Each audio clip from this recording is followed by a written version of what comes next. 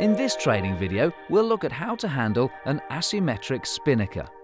The asymmetric spinnaker is flown from a retractable bowsprit which launches with the sail. Asymmetric spinnakers have now all but superseded conventional spinnakers in modern boat design. The large sail area delivers extra power to the boat, which will add a whole new dimension of fun to your sailing. The spinnaker is a large sail that can only be used when the boat is on a beam reach, broad reach or training run. It cannot be used on a close hauled or close reach point of sailing. Like the other sails on your boat, the spinnaker has 3 corners. They're also called the head, the tack and the clew. The sail is made of a much lighter ripstop sailcloth than the other sails. The head of the sail attaches to the spinnaker halyard and is best tied using a bowline knot. Next, run your hands along the leading edge or luff of the sail until you find the corner tack, which is then fixed to the end of the bowsprit. Again, this is best done with a bowline.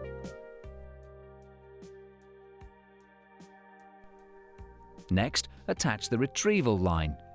This is a continuation of the halyard and is attached to patches on the sail, again with a bowline. Next, you should hoist the sail to check things aren't tangled. When the sail is hoisted, go to the spinnaker sheets and pass one of them around the front of the forestay and through its control fairlead, and the other through the fairlead on the other side of the boat. Tie a figure-of-8 stopper knot in the end of both sheets and then tie both ends of the sheets together using a reef knot. With all the ropes connected correctly, you should then pull the sail into the spinnaker chute by pulling on the retrieval line, but be careful that the sail doesn't get caught around the trolley, as this could cause damage. With the jib rigged, you may choose to relocate the forestay and tie this back to the mast. This prevents the spinnaker from snagging on the wire and also keeps it clear of the jib when furling. You must remember to reconnect the forestay before you lower the jib at the end of your sailing session, otherwise the mast will fall down.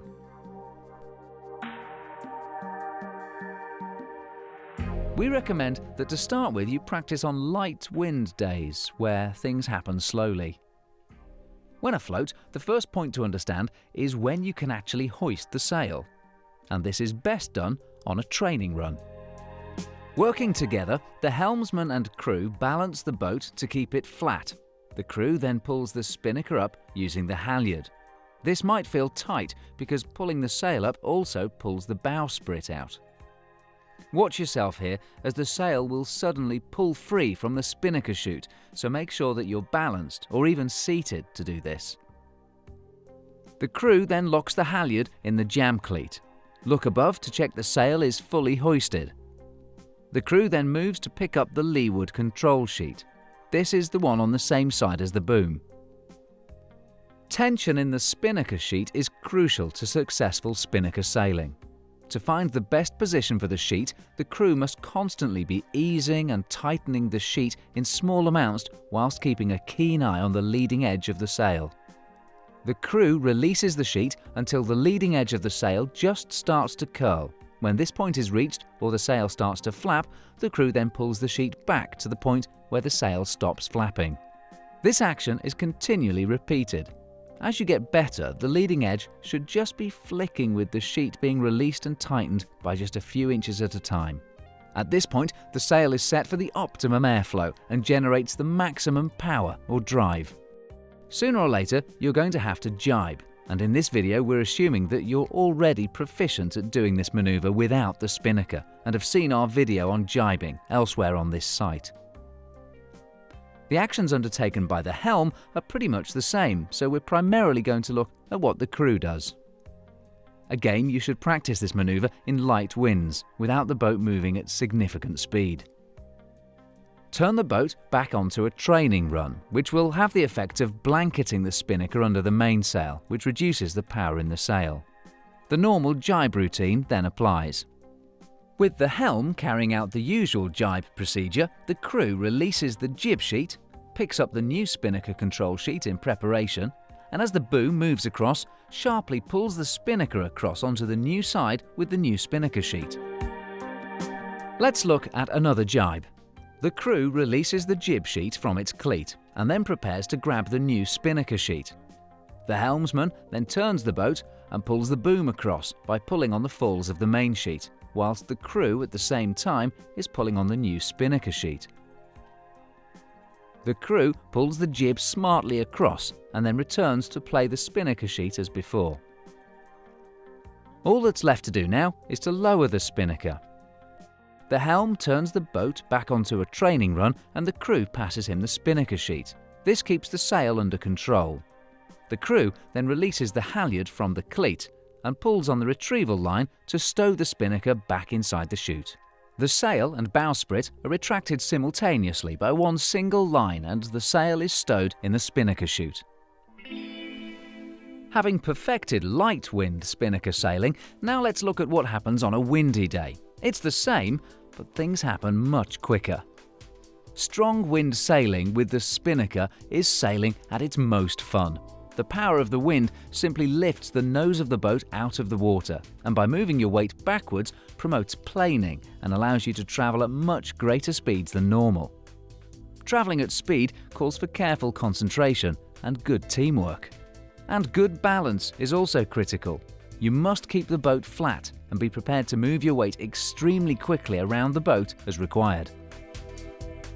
The crew adjust the sail exactly as before, releasing the control sheet until the leading edge flicks and then tightening it a little.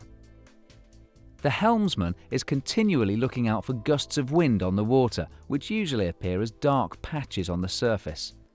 When the dark patch hits the boat, the helmsman reacts immediately by pulling the tiller slightly away from the sail. This makes the boat turn away from the wind slightly. This directs more of the wind's force to driving the boat forwards. And as the boat turns away from the wind, the crew eases the spinnaker sheet just a little bit to encourage the lip of the sail just to flick as before. When you feel the gust of wind having passed you, the helmsman then turns the boat slightly back towards the wind.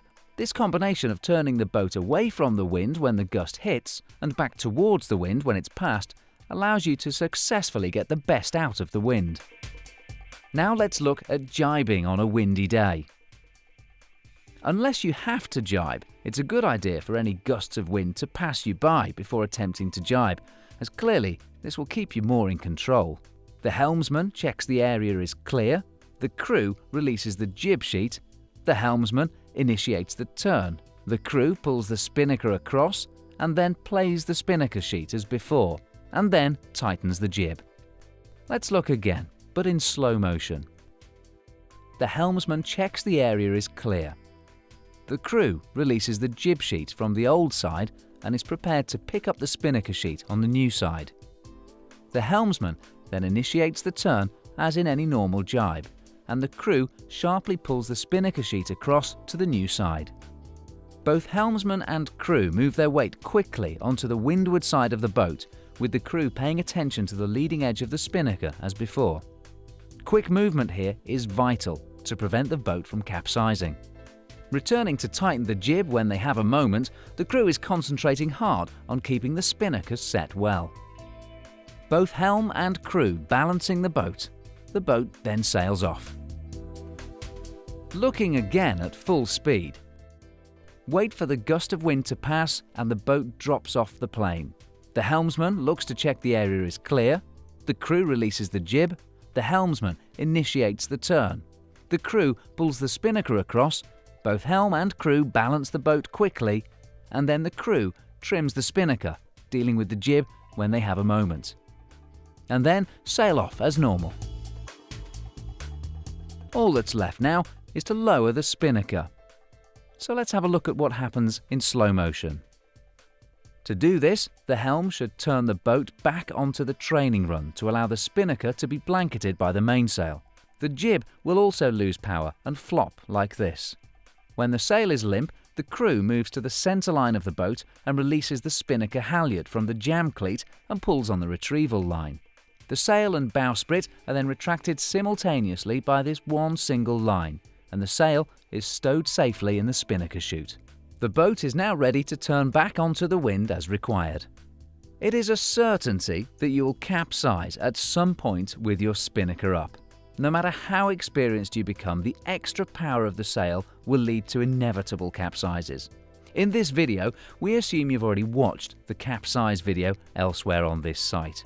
The only difference here is what you do with the extra sail. As with normal capsize, the heavier person will swim around to the centerboard, leaving the lighter person inside the cockpit. In this example, the crew then releases the spinnaker halyard and simply pulls the sail back inside its launching chute with the retrieval line. This makes things a lot easier later on and will make it safer once the boat is upright. Once the sail is lowered, the conventional capsize procedure then applies. Key learning points. The spinnaker is a large sail that can only be used when the boat is on a beam reach, broad reach or training run. It cannot be used on a close hauled or close reach point of sailing.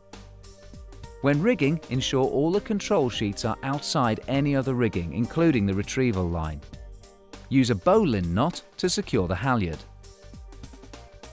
Run your hands along the leading edge of the sail when rigging to make sure it isn't tangled. Tie the ends of the sheet together to allow better control when jibing.